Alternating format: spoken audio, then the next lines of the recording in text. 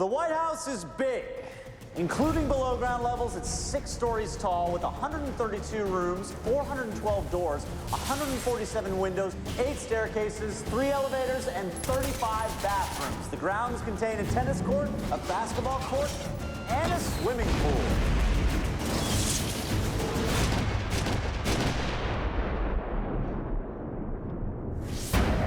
There's a lot of pictures of the White House. It's one of the most identifiable houses in the world.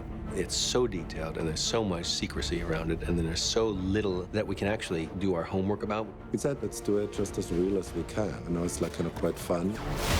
Naturally, we had to guess about a couple of things like air command and POC. It's really hearsay that they even exist. James William Sawyer.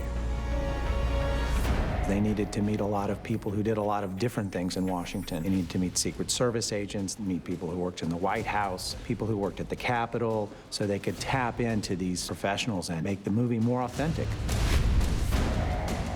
Did several tours in the White House and said, okay, here we could do this. I think this room is not good for us because there's not much stuff you can shoot up. We really talked in them. Probably they recorded us, like probably on some lists now. They couldn't confirm or deny the existence of the tunnels or anything else. But we worked really, really hard to be as accurate as humanly possible. And where we couldn't, we went logically, okay, if we were running things, how would it look? Do you have Castle Sky? The White House is part museum and part technological and security marvel. Cale, come check this out. Everyone would be fascinated by taking a look at where the Secret Service work is supposedly underneath the West Wing. Good morning. Okay, let's go. Light day today. The White House is a place that where you look at it and you just know there's got to be something else going on here. Not all doors lead to where they say they lead. A certain door that looks like it might go into a closet doesn't go into a closet. Where it leads, we're not sure. It's a matter of national security.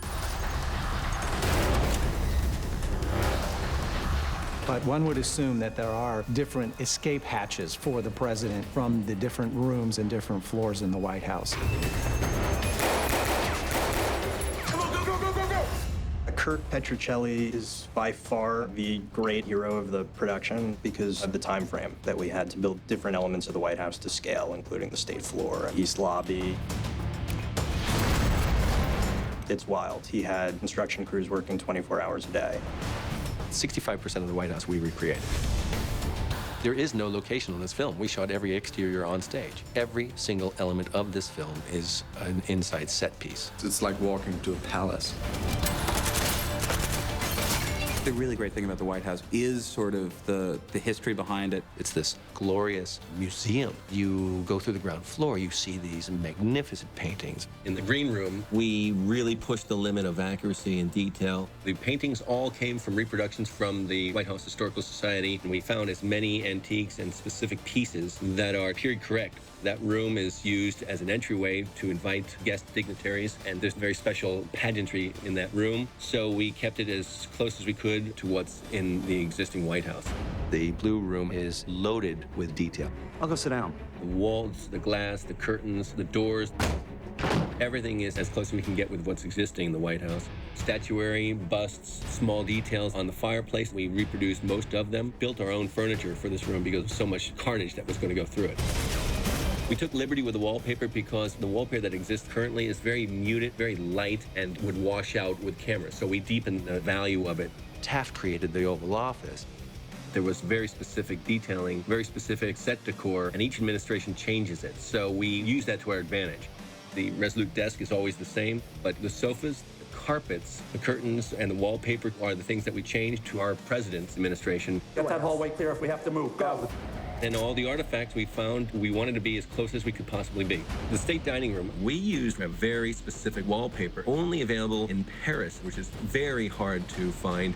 Jackie O changed the wallpaper because she wanted to update the dining room when she and Kennedy were in office. We liked it so much, we went backwards in time for this wallpaper. For the Presidential Emergency Operations Center, you talk to anybody within the Secret Service, you won't get any information. When we designed this, we want to keep lines clean, simple architecture, concrete forms, make it structural, and make it built to reflect explosive armament, get you security, get you technology, get you communication with the outside world. Radio chatter indicated they were headed for the POC. You have to live in it, you have to eat, you have to survive what's going on outside. This 18-acre White House setting is actually on 10 separate sound stages. The White House itself is made up of 48 different structures that we built, and we had to reproduce everything. Architecturally, it's somewhat easier than it was with the decor. It is really loaded with detail, loaded with history. If you could maybe be just a little bit more careful with the artifacts. Nuances that you really would never know that are there. None of the stuff exists. I can't just go to my local hardware store and buy a Oval Office carpet. Everything was custom built to the president who we have telling our story. Tell me you got some weapons in the residence. We got some knives in the kitchen. Great, you can make me a sandwich.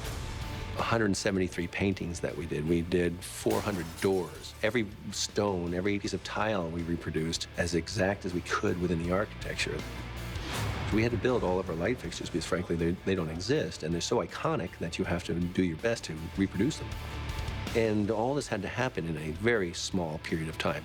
I'm really proud of those people who built this stuff. It was a challenging job. It's been very successful, and a lot of people worked real hard to make it that way. The sets are incredible. You see these dudes working away in the workshops, and then you walk into these rooms and walking down corridors that go in catacombs, and they're very big. I think what Kirk's sets capture are really the exact nature of what the White House looks like and how it works. He went to painstaking detail to make sure that the rooms were in the right place.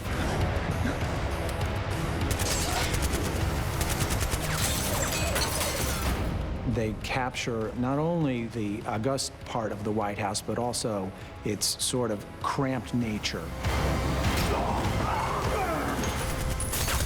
The Oval Office had to be recreated twice because there's so many stunts. We happened to drive a car right through it.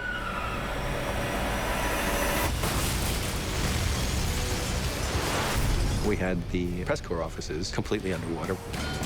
The blue room had a helicopter tail crash through it. The red room was shot up. The green room was put on fire. The Lincoln bedroom was on fire. The master bedroom was put on fire.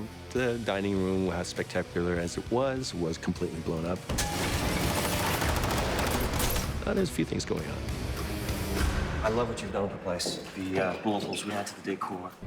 I was location scouting, and we were in the real White House literally about 3 weeks before I saw the actual sets that Kirk built. So you were just there, and you come back and say, wow, this is exactly it. This is awesome. This is cool. Only then you open the door and there's a blue screen. You know, and it's the only difference. And you're allowed to go everywhere. That's nice, too.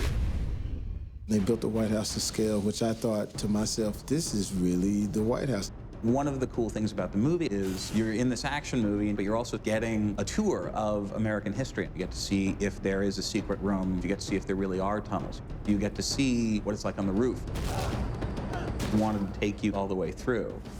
It's a character within our story, but it's a set piece, and the set piece has to function. Our characters have to understand it. We have to photograph it, and everybody came together at a perfect time with Roland in the lead. And Roland has a vision, and the best thing I can do is support his vision and allow he and everyone else to really blossom and go for it.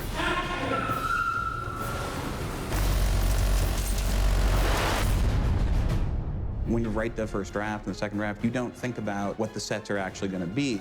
So to have a team like Roland has put together with Kirk Petruccelli, the production designer, working so fast to put up these incredible sets. I mean, I'm sitting in the Oval Office. Like, I don't quite know how this has happened, but I'm sitting in the Oval Office talking to you. It's blowing my mind.